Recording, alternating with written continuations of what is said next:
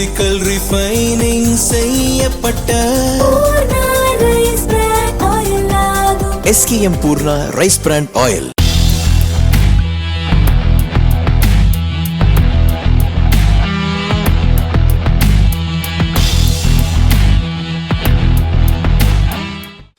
CII மற்றும் சோரப்ஜி கோத்ரேஜ் பசுமை வர்த்தக மையம் சார்பில் பசுமை மின்சாரம் 2026 மாநாடு சென்னை கிண்டியில் நேற்று தொடங்கியது. இந்நிகழ்ச்சியில் மின்துறை அமைச்சர் நிர்மல்குமார் பங்கேற்றார்.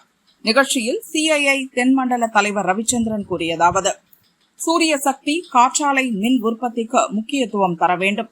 தமிழகத்தில் சிறு குறு நிறுவனங்களுக்கு மின் கட்டணம் யூனிட்டுக்கு ₹7.80 உள்ளது.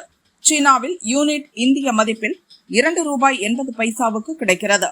எனவே தொழில் நிறுவனங்களின் மின் கட்டண செலவை குறைக்க சூரிய சக்தி காற்றாலை மின்சாரத்தை அதிகம் பயன்படுத்த அரசு நடவடிக்கை எடுக்க வேண்டும்.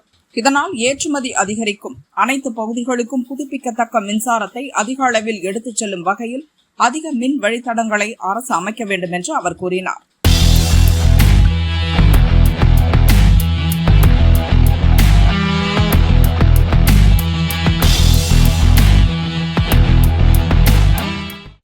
தமிழகத்தில் பாரத் பெட்ரோலியம் நிறுவனத்தின் மே மாத பெட்ரோல் விற்பனை 9.14%, டீசல் விற்பனை 7.89% அதிகரித்துள்ளதாக அந்நிறுவனம் தெரிவித்துள்ளது.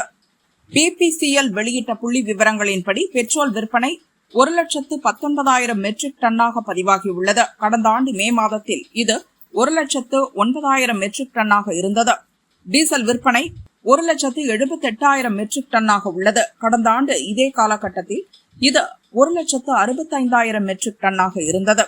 மேலும் நாடு முழுதும் BPCL நிறுவனத்தின் பெட்ரோல் விற்பனை 4.29% உயர்ந்து 10,50,000 மெட்ரிக் டன்னாகவும், டீசல் விற்பனை 6.72% உயர்ந்து 21 லட்சம் மெட்ரிக் டன்னாகவும் பதிவாகியுள்ளது.